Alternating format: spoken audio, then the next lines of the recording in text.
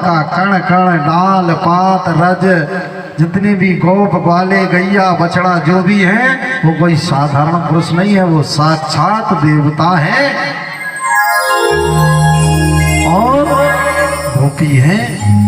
गोपी भाव सखी भाव यदि हमारे अंदर आ जाएगा तो बिहारी जी हमारे साथ महाराज रचने के लिए जरूर आएंगे।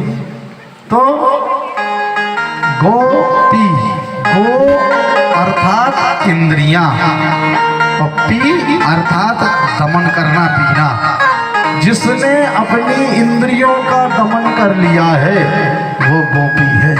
जिसने अपनी इंद्रियों को पी लिया है वो गोपी है। इंद्रियों का दमन कैसे करना? जैसे मान लो हमें भूख लगी है और हम यदि 10 घंटे भी भोजन नहीं करें तो निरंतर ऐसे रह जाएंगे, उस व्यक्ति को गोपी कहते हैं। इंद्रियों पर संयम होना चाहिए, इंद्रियों पर काबू होना चाहिए, इंद्रियों पर कंट्रोल होना चाहिए, तो हम उसे गोपी कह सकते हैं। जिसने अपनी इंद्रियों को कंट्रोल में कर लिया वो गोपी है। गोपी का स्वभाव, गोपी का भाव, भक्त का भगवान के प्रति प्रेम महाराज की लीला को दर्शाता है। भगवान कहाँ निवास करते हैं? भक्त जिस गति से चाहे भगवान को उस गति से चलना पड़ता है। बशर्ते हमारी भक्ति में उतनी शक्ति होना चाहिए, उतना पावर होना चाहिए।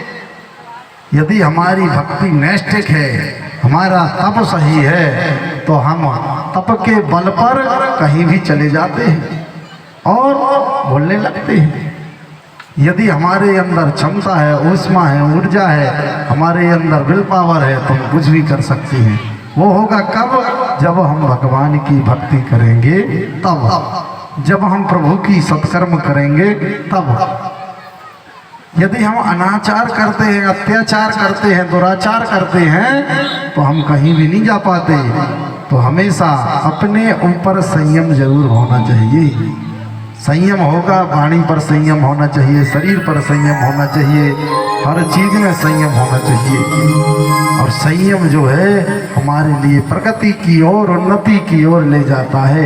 समुद्र की तरह गंभीर होना चाहिए, स्थिर होना चाहिए, अधजल गगरी छलकत जाए वाला काम नहीं होना चाहिए। यदि ऐसा होगा तो क्या होगा? सब गड़बड़ हो जाएगा।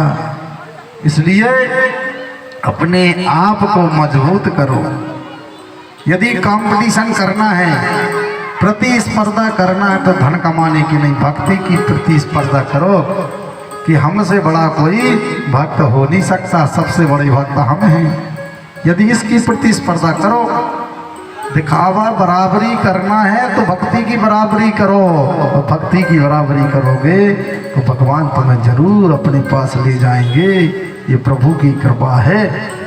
आज गोपियां स्नान कर रही हैं प्रथम माह में। अर्धरात्रि के समय, अर्धरात्रि के समय क्या होता है? मेरे प्रभु ने वेणु का निनाद किया, बंसी को बजाया, वेणु का निनाद किया, बंसी को बजाया मेरे प्रभु ने। बंसी, बांसुरी कहाँ से आई थी मेरे प्रभु के हाथ में? कुबेर के बाग में बांस ओ गोस बंसी के हेत रखाए धरी थी। लाए हते सन कादिक जी सो आन वशिष्ठ ने सोध दई थी। छीनी गणेश ने छांडी महेश ने और ब्रह्मा जी ने कट छिद्र करी थी। सो तुम राधा चुराए लई 9 करोड़ की कीमत की मुरली थी। मेरे प्रभु के हाथ में जो वेणु थी, जो बंसी थी, बांसुरी थी, वो कोई साधारण बंसी नहीं थी। उस बांसुरी को बनाने के लिए कई देवताओं का परिश्रम लगा था, तब कहीं जाकर के वो बांसुरी बन पाई थी और उसमें स्वर डल पाए थे। तो साधारण बांसुरी नहीं थी। महाराज की लीला कब हुई? कब हुई थी? शरद पूर्णिमा की रात्रि में। शरद पूर्णिमा की रात्रि होती है, वो सबसे उजियाली रात होती है। अन्य पूर्णिमाओं को चंद्रमा जो है वो 15 कलाओं से उदित होता है, लेकिन शरद पूर्णिमा की रात्रि में चंद्रमा जो है वो 16 कलाओं से उदित होता है। और शरद पूर्णिमा की रात्रि बहुत बड़ी रात्रि हुई थी उस समय जब महाराज की लीला रची गई थी। महाराज की लीला के समय मेरे प्रभु ने अर्धरात्रि के समय वेणु का निनाद किया, बंसी को बजाया। जैसे ही बंसी को बजाया, वेणु का निनाद किया, तो उस बंसी की धुन, उस वेणु की धुन, उस वेणु की आवाज संपूर्ण ब्रजमंडल में गूंजी। जैसे ही संपूर्ण ब्रजमंडल में गूंजी, गोपियों ने उस वेणु की धुन को सुना, बंसी की आवाज को सुना। बंसी बड़ी मधुर आवाज करती है, सुहावनी आवाज करती है। तो अर्धरात्रि के समय गोपी ने जैसे ही वो आवाज सुनी, एक गोपी अर्धरात्रि के समय गाय को दोह रही थी। परीक्षित जी को शंका हुई। परीक्षित जी ने कहा, गुरु बाबा, ये अर्धरात्रि का समय भी गायों को दोहने का होता है? तो सुखदेव जी ने परीक्षित की शंका का समाधान किया। सुखदेव जी ने कहा, हे राजन, वो गोपी अर्धरात्रि के समय गाय को इसलिए दोह रही थी कि कहीं कन्हैया अर्धरात्रि के समय आ गया तो मैं उसे ताजा माखन, दूध, मिश्री, मलाई दूंगी। इसलिए वो गोपी अर्धरात्रि के समय गाय को दोह रही थी। जैसे ही बंसी की आवाज सुनी, उसने गायों को दोहना छोड़ दिया। एक गोपी अपने पति की सेवा कर रही थी, तो उस गोपी ने अपने पति की सेवा छोड़ दी। एक गोपी अपने सास ससुर की सेवा कर रही थी, तो उसकी सेवा करना भी उस गोपी ने छोड़ दिया। और संपूर्ण ब्रज मंडल की गोपियां कहाँ पहुंची? कहाँ पहुंची? सुनसन निर्जन वन में, सुनसन स्थान पर बांसुरी की आवाज को सुन करके गोपियों ने सुंदर श्रृंगार किया। 84 गज के लहंगे पहने, भरिया ओढ़ी, दुपट्टा ओढ़ा, ओढ़नी ओढ़ी। और बांसुरी की आवाज को सुन करके गोपियां इतनी बहमल हो गई कि जो वस्तु नेत्रों में लगाना चाहिए उसे होठों में लगा लिया, जो वस्तु होठों में लगाना चाहिए उसे नेत्रों में लगा लिया। यमपंथा प्रवजंतो भागवत जी में लिखा है। तो बंसी की धुन को सुन करके सुध बुध खो गई और श्रृंगार करने का भी तरीका भूल गई कि कौन वस्तु का उपयोग हमें कहाँ करना है।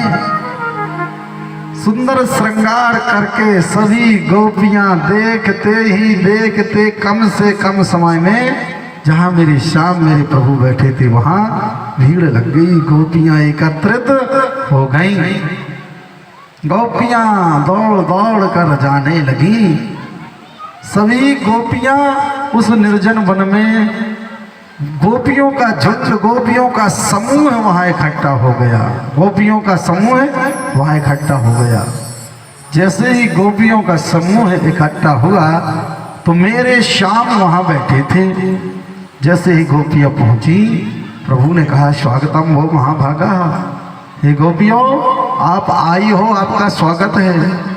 लेकिन गोपियों, हमें एक बात ये बताओ कि अर्धरात्रि के समय इस निर्जन वन में आना आप लोगों का क्या शोभनीय है? आज आप लोग अपने घर को, अपने समाज को छोड़ करके यहाँ आई हो। क्या कहेगा ये समूह, ये समाज क्या कहेगा? तुम्हारे पति क्या कहेंगे? तुम्हारे सास ससुर क्या कहेंगे कि हमारी बहू जो है वन में अकेली गई थी रात्रि के समय, अर्धरात्रि के समय। जाओ तुम लोग, वापस जाओ, अपने अपने घर जाओ और वहीं रहना। गोपियों ने कहा, श्याम ज्यादा चालाकी मत करो, ज्यादा होशियारी मत बताओ। कह रहे हो कि क्यों आई हो? तुम्हारी जो बांसुरी थी उस बंसी ने ही तो बुलाया था वो बांसुरी ही तो कह रही थी गोपियों आओ आओ आओ, तो हम आ गए। और अब जाने की कह रहे हो। भगवान ने कहा हाँ गोपियों, यह संसार बहुत कठिन है, किसी के मुख पर बंद नहीं कर सकते। कौन किस समय तुमसे क्या कह दे, ये संसार बड़ा अटपटा है।